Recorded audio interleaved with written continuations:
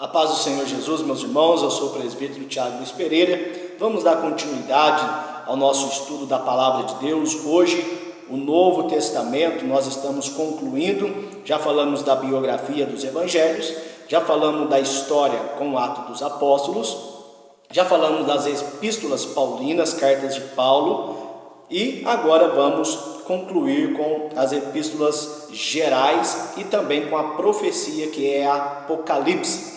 As epístolas gerais, assim denominada dentro do conceito teológico, vai de Hebreus a Judas. Hebreus, nós temos aqui a carta aos Hebreus. O autor é anônimo, muitos ficam se especulando para saber quem escreveu Hebreus. Uns falam que é Paulo, uns falam que é Apolo, e não se sabe de fato quem escreveu a carta aos Hebreus. O contexto dos Hebreus era os hebreus cristãos que haviam se convertido a Cristo.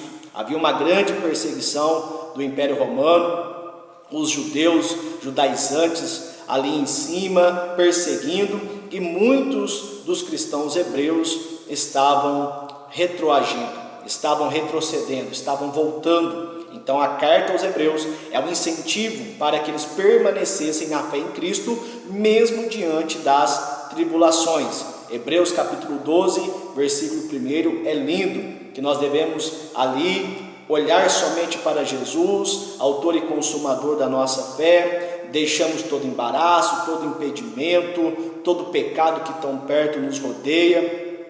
Então nós devemos prosseguir avante, sem olhar para as coisas que estão acontecendo ao nosso redor, perseguições, problemas. Nós devemos olhar para o alvo. O nosso alvo é Cristo. Então Hebreus, ele trata para os cristãos que estavam sendo perseguidos naquele período pós ali a vida de Jesus na igreja primitiva.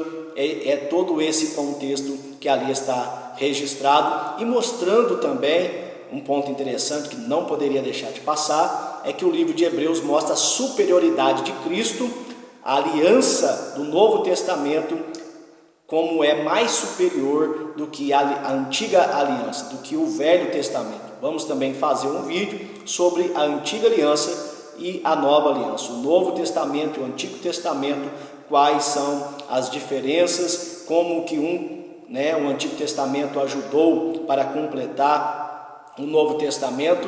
Vai ser bênção em nome de Jesus. Então, depois nós temos a carta de Tiago.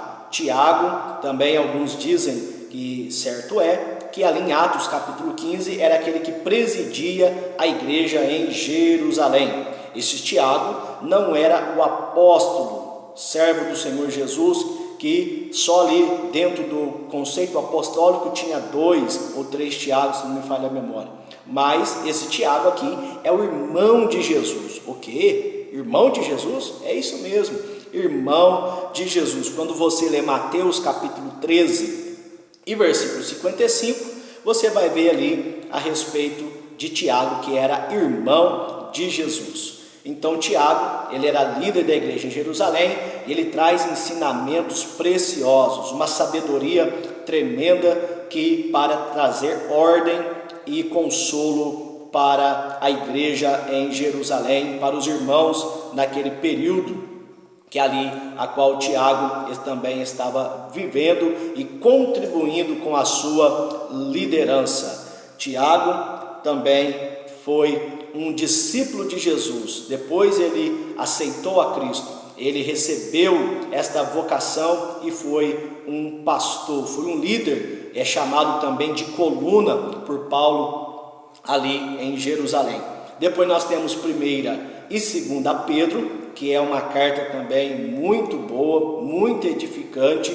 Pedro, ele trata assuntos sobre perseguição, para nós permanecermos firmes, fala da nossa salvação em Cristo, a nossa maneira de se portar, devemos permanecer em santidade, fala que nós somos peregrinos, forasteiros, fala também sobre os novos céus, a nova terra, que nós devemos aguardar a volta do Senhor Jesus Cristo, que breve virá para arrebatar a sua igreja. Então Pedro era o apóstolo do Senhor Jesus e escreveu também 2 cartas. Temos também a 1ª, 2ª e 3ª carta de João. Esse João é o mesmo João do Evangelho, discípulo do amor. Boa parte do conteúdo que nós temos no Evangelho de João, nós temos também nas suas cartas, nas suas epístolas, também principalmente a primeira epístola de João, que traz ali um ensino muito maravilhoso a respeito do verdadeiro cristianismo, aceitar a Cristo, porque quem rejeita Cristo, rejeita Deus. Viver igual a Cristo, amai-vos uns aos outros como eu vos amei. Esse é o mandamento que Jesus deu aos seus discípulos e que João ele destaca nas suas cartas. Depois nós temos a carta de Judas. Judas também era meio irmão de Jesus, irmão de Tiago, que nós acabamos de falar aqui em Mateus capítulo 13 e no versículo de número 55 você pode achar essa referência tanto de Tiago como Judas e entre outros que eram irmãos de Jesus. E para finalizar, nós temos a profecia, a revelação do Apocalipse. Apocalipse significa revelação, escrita também por João. O mesmo João do Evangelho, o mesmo João das cartas é o João da revelação do Apocalipse. Por causa da perseguição, ele é preso na ilha de Patmos. E quando estava ali, ele recebe uma revelação. Ele é arrebatado até o céu.